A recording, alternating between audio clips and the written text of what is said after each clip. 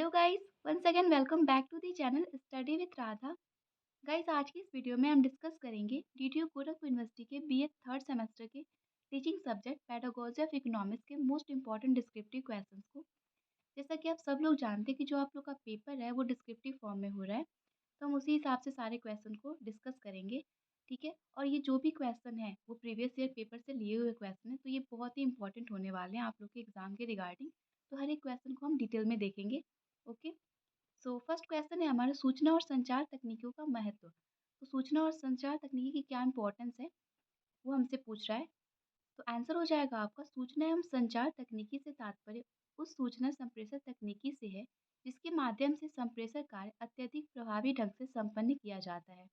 इसका संबंध वैज्ञानिक तकनीकी के ऐसे संसाधनों व साधनों से होता है जिसके माध्यम से त्वरित गति के सूचनाओं का प्रभावी आदान प्रदान होता है। आईसीटी तकनीकी माध्यम की सहायता से सूचनाओं को संग्रहित, संसाधित, प्रसारित, पुनर्व्याप्त और संचारित करने में मदद करता है। शैक्षिक प्रक्रिया में आईसीटी मुख्य रूप से 4 तरीकों से नियोजित होता है: शिक्षण अधिगम, मूल्यांकन, प्रशासन और व्यावसायिक विकास। ओके, होप आप लोग को सब समझ में आ रहा हो। सेकंड क्वेश्चन है हमारा, पाठ योजना का अर्थ। यहाँ हमसे पूछ रहा है पाठ योजना का क्या अर्थ होता है। तो आंसर हो जाएगा, नियोजन आपके अध्यायों को स्पष्ट और समयबद्ध बनाने में मदद करता है। यानी कि जो लेसन प्लान होता है, पाठ योजना होता है, वो आपके जो भी लेसन होते हैं, जो भी अध्याय होते हैं, उनको स्पष्ट करता है, क्लियर करता है और उसमें टाइम का मैनेजमेंट भी करता है। ठीक है, इसमें टाइम मैनेजमेंट में बहुत हेल्प होती है। जिसका अर्थ यह है कि आपके छात्र सक्रिय रहते हैं और रुचि लेते हैं। योजना को प्रभावी बनाने की प्रक्रिया को लचीला रखना होता है ताकि अध्यापक पढ़ाते समय अपने छात्रों की प्रक्रियाओं के आधार पर शिक्षा प्रक्रिया में बदलाव कर सके। अब बात करते हैं कि जो दैनिक पाठ योजना है उसके जनक कौन है। तो उसके जो जनक है वो हर्बर्ट स्पेंसर हैं। पाठ योजना महत्वपूर्ण है क्योंकि इसमें शिक्षकों को यह सुनिश्चित करने में मदद मिलती है कि उनकी कक्षाओं में चलने वाली दिन प्रतिदिन की गतिविधियाँ छात्रों को उनके दायरे और अनुक्रम में उल्लिखित लक्ष्यों के साथ साथ उसके व्यक्तिगत लक्ष्यों की दिशा में पर्याप्त स्तर की दीर्घकालिक प्रगति प्रदान करती है। आवश्यकता पड़ने पर शिक्षा योजनाएं और भी व्यापक हो जाती हैं। ठीक है, तीसरा क्वेश्चन है आपका, व्यवहारपरक उद्देश्य का क्या अर्थ है। तो यहाँ पे व्यवहारपरक उद्देश्य का अर्थ हमसे पूछ रहा है। तो आंसर हो जाएगा आपका, व्यवहारिक उद्देश्य मापने योग्य शब्दों से बताया गया एक सीखने का परिणाम है जो सीखने वाले के अनुभव को दिशा देता है और छात्र के मूल्यांकन का आधार बनता है। उद्देश्य कई मायनों में भिन्न हो सकते हैं, वे सामान्य या विशिष्ट, ठोस या अमूर्त, संज्ञानात्मक, भावनात्मक या मनोदैहिक हो सकते हैं। 3 व्यवहार उद्देश्य होते हैं, जिसमें आपका है संज्ञानात्मक उद्देश्य जो सोच पर जोर देता है, यानी कि सोच पर बल देता है। प्रभावशाली उद्देश्य जो कि भावना पर जोर देता है और साइकोमोटर उद्देश्य जो अभिनय पर जोर देता है। ये 3 तरह के आपके व्यवहार उद्देश्य होते हैं। नेक्स्ट क्वेश्चन है आपका, अनुरूपी शिक्षण की परिभाषा क्या है। तो अनुरूपी शिक्षण प्रशिक्षण यथार्थवादी वातावरण और परिस्थितियों के एक अधिगम पुनर्निर्माण पर आधारित अध्ययन का एक आधुनिक तकनीकी है जिससे आगे के डॉक्टर आवश्यक कौशल प्राप्त करने और आवश्यक उपकरणों को माहिर करने के लिए काम करेंगे। कृत्रिम रूप से बनाया गया सीखने का वातावरण जिसमें वास्तविक स्थितियों का अनुकरण किया गया है। अनुरूपी शिक्षण की धारणा क्या होती है, तो इसको देख लेते हैं। ये कह रहा है आपका, उपकरणों के उपयोग से शिक्षक व्यवहार को बदलने योग्य एवं उसे बदला जा सकता है। शिक्षक व्यवहार के कुछ सामाजिक संचार कौशल हैं जो प्रभावी शिक्षण के लिए आवश्यक हैं। इस सामाजिक कौशलों को प्रतिक्रिया डिवाइस द्वारा संशोधित किया जाता है। सी कह रहा है आपका, भूमिका निभाने के माध्यम से कक्षा की समस्याओं की मनोवैज्ञानिक प्रशंसा बढ़ेगी और कक्षा में समस्याओं को निपटाने के लिए छात्र शिक्षक में एक विश्वास बनाया जा सकता है। ठीक है, तो ये इसके महत्व हो जाती है, इसकी धारणा हो जाती है अनुरूपित शिक्षण की। ठीक है, डी आपका कह रहा है, शिक्षण व्यवहार का अपना वर्गीकरण है जो काल्पनिक शिक्षण तकनीकी का उपयोग करके कार्ल ओपेनन द्वारा विकसित किया गया और अत्यंत महत्वपूर्ण हो गया ये। ठीक है, क्वेश्चन नंबर 5 है आपका, समस्या समाधान विधि से आप क्या समझते हैं। तो समस्या समाधान विधि जो होती है उसमें समस्या समाधान विधि विद्यार्थियों की मानसिक क्रिया पर आधारित विधि है। इसमें छात्र समस्या का चयन करके स्वयं के विचारों और तर्क शक्ति के आधार पर मानसिक रूप से समस्या का हल ढूंढने कर नवीन ज्ञान प्राप्त करता है। स्किनर के शब्दों में अगर बात करें, तो उन्होंने कहा है कि समस्या समाधान विधि एक ऐसी रूपरेखा है जिसमें सृजनात्मक चिंतन तथा तर्क होते हैं।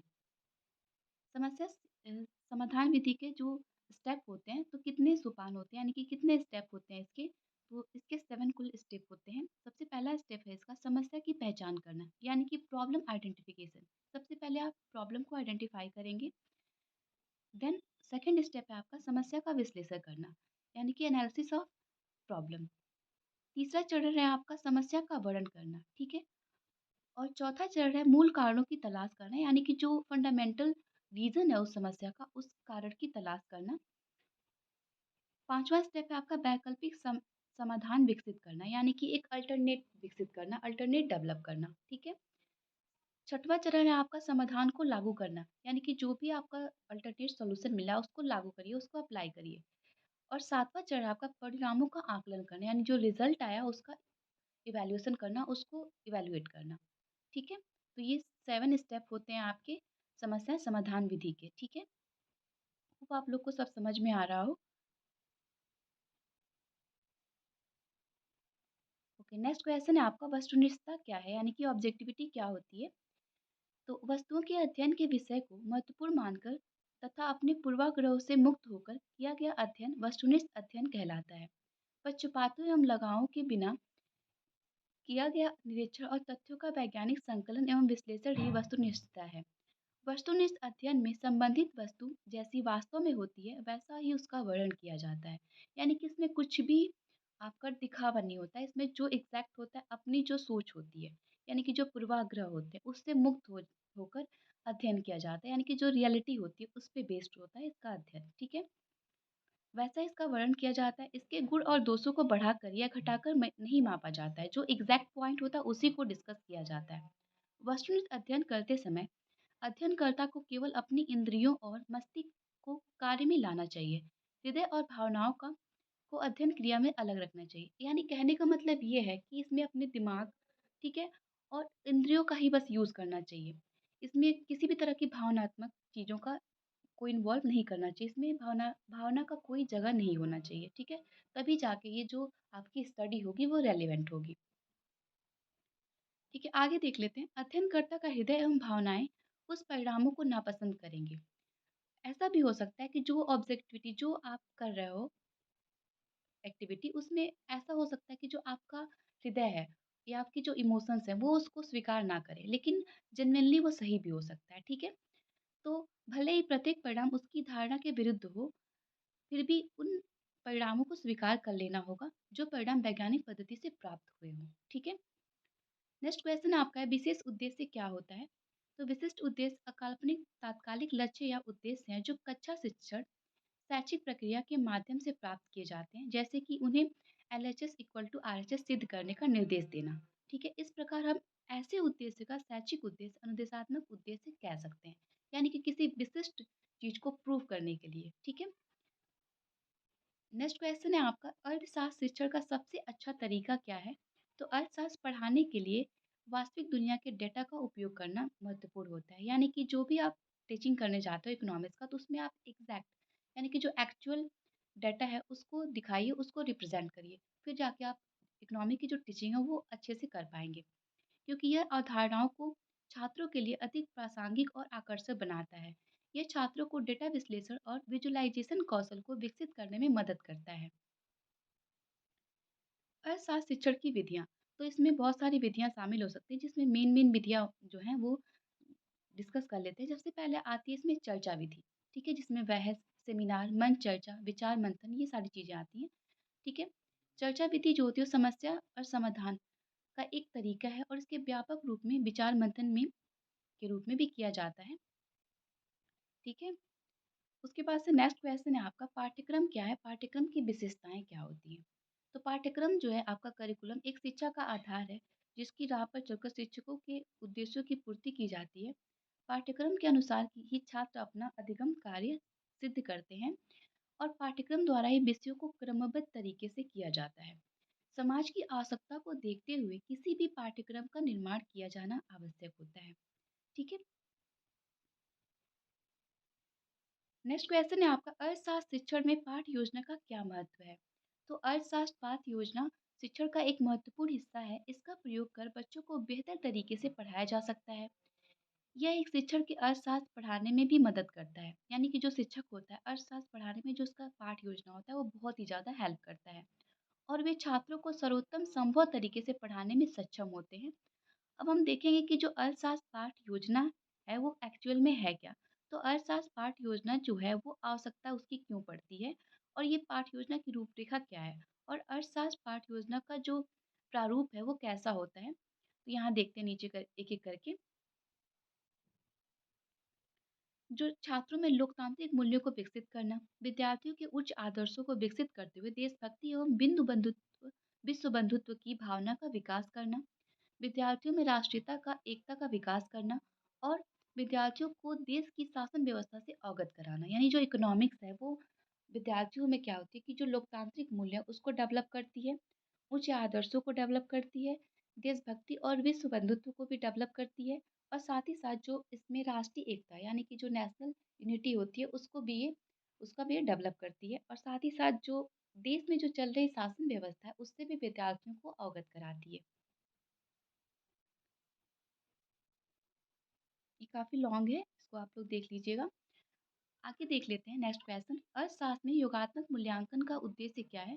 तो योगात्मक मूल्यांकन का उद्देश्य कार्य की एक विशेष इकाई के अंत में प्रस्तुत विषय वस्तु के बारे में छात्रों की समझ को मापना है और यह अक्सर विषय के आधार पर ग्रेड या प्रतिशत के साथ मापा जाता है। इसका उपयोग ग्रेडिंग, पदोन्नति और स्थानांतरण के लिए किया जाता है। अर्थशास्त्र के शिक्षण में सामग्री का क्या महत्व है? सामग्रियों के माध्यम से सीखा ज्ञान न केवल छात्रों के उत्साह को जागृत करता है, वरन सीखे हुए ज्ञान को लंबे समय तक अपने स्मृति पटल में संजोए रखने में भी ये सहायक होता है। दूसरी ओर शिक्षक की भी अपने अध्यापन के प्रति उत्साहित करता है और परिणाम स्वरूप कक्षा का जो वातावरण होता है उसको नकारात्मक न बना के सकारात्मक बनाए रखता है। ठीक है। नेक्स्ट क्वेश्चन आपका, शिक्षण पद्धति क्या है?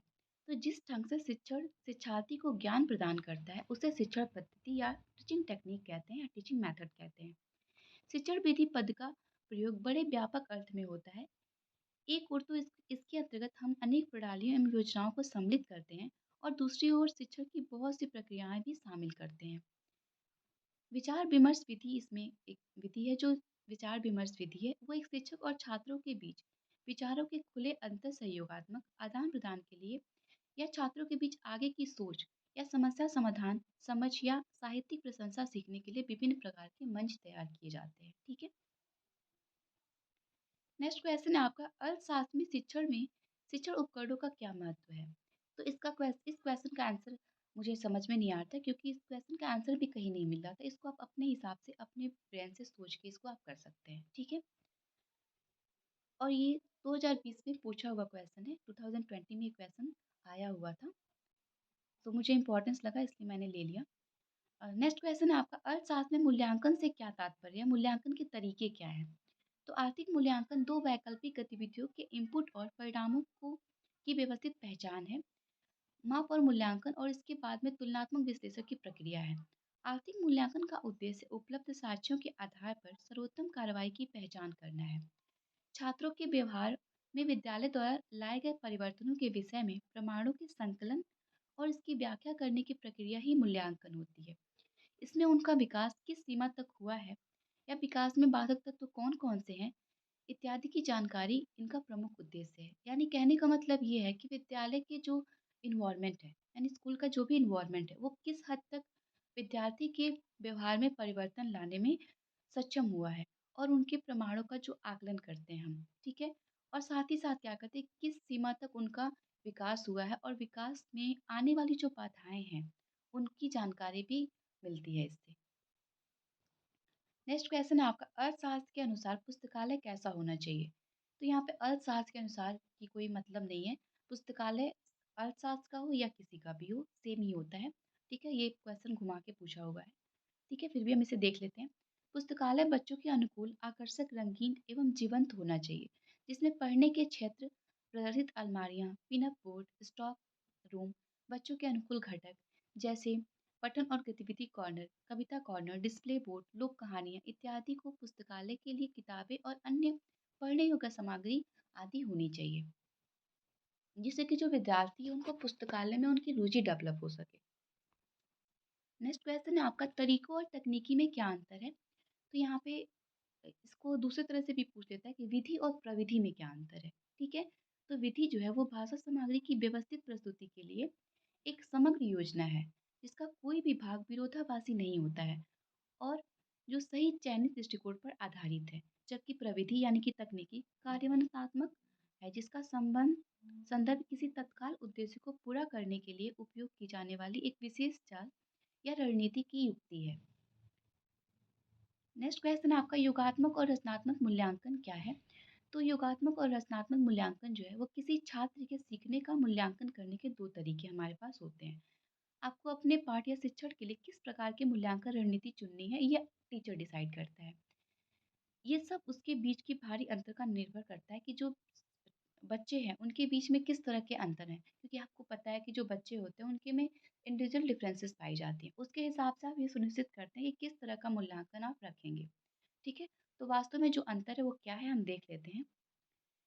तो देखिए, रचनात्मक मूल्यांकन का उपयोग छात्रों के सीखने की निगरानी करने के लिए किया जाता है, ताकि निरंतर फीडबैक प्रदान किया जा सके, जिसका प्रयोग प्रशिक्षकों या शिक्षकों द्वारा अपने शिक्षण में सुधार करने के लिए और छात्रों द्वारा उनके अपने सीखने में सुधार करने के लिए किया जाता है। हालांकि जो योगात्मक मूल्यांकन होता है, उसका उपयोग किसी निर्देशात्मक इकाई के अंत में किसी मानक या बेंचमार्क के द्वारा के साथ तुलना करके छात्रों के सीखने का मूल्यांकन करने के लिए किया जाता है। नेक्स्ट क्वेश्चन है आपका, अर्थशास्त्र में पाठ्यक्रम से क्या तात्पर्य है? तो अर्थशास्त्र में पाठ्यक्रम से तात्पर्य देख लेते हैं। इसका आंसर हो जाएगा, अर्थशास्त्र एक ऐसा विषय है जिसमें ऊर्जा, पर्यावरण से लेकर गरीबी और कल्याण तक के नीति संबंधी विषयों की एक विस्तृत श्रृंखला शामिल है। यानी कि एक पूरा सीरीज शामिल होता है इसमें, ऊर्जा और पर्यावरण से लेकर गरीबी और कल्याण तक, यानी कि पॉवर्टी और वेलफेयर तक। ये सारी चीज़ें एक मेथड में पूरा इन्वॉल्व होती है, इसमें एक सीरीज ही होता है आपके इकोनॉमिक्स में। विभाग का अग्रगामी दृष्टिकोण अपने छात्रों को मुख्य धारा की ओर की सोच पर सक्रिय रूप से सवाल उठाकर वर्तमान नीति का मूल्यांकन करने के लिए प्रोत्साहित करता है। नेक्स्ट क्वेश्चन है आपका, निरीक्षण विधि का निम्नलिखित में से प्रमुख दोष क्या है? तो निरीक्षण विधि का सबसे प्रमुख दोष जो है वो क्रमबद्धता का अभाव है। ठीक है, इसमें सीक्वेंस नहीं पाई जाती है। ठीक है, तो देख लेते हैं। निरीक्षण विधि में घटनाओं की क्रमबद्धता का अभाव पाया जाता है। अध्ययनकर्ता को घटनाओं के घटित होने के क्रम में निरंतर रूप से अवलोकन करना पड़ता है। यदि एक बार घटनाओं का प्राकृतिक क्रम टूट जाए तो पुनः घटना का शुद्ध निरीक्षण नहीं हो सकता है, न ही वह घटना दोबारा उसी प्रकार से घटित हो सकती है। इस विधि का प्रयोग बच्चों, पागल और पशुओं पर किया जाता है। इस विधि का प्रमुख आरोप मन का विभक्त होना है। एक ही व्यक्ति अनुभवकर्ता और निरीक्षक दोनों ही होता है। ठीक है, तो इसलिए जो अतः हम ये कह सकते हैं कि जो व्यक्ति अपना निरीक्षण स्वयं नहीं कर सकता है, कोई भी व्यक्ति अपना खुद का सेल्फ इवैल्यूएशन नहीं कर सकता है उतने बेटर तरीके से। ठीक है, नेक्स्ट क्वेश्चन आपका, परियोजना विधियों के गुण क्या हैं? तो इस विधि में बालक द्वारा किसी भी समस्या को प्रोजेक्ट द्वारा हल किया जाता है। इसका उद्देश्य यह उद्देश्यपूर्ण होती है। इसमें शिक्षक मार्गदर्शक के रूप में काम करता है। इस विधि के द्वारा प्रत्यक्ष अनुभव होता है तथा पता करके सीखने पर बल दिया जाता है। इस विधि में प्राप्त होने वाला ज्ञान अस्थायी एवं स्पष्ट होता है। ये इसके कुछ गुण हैं।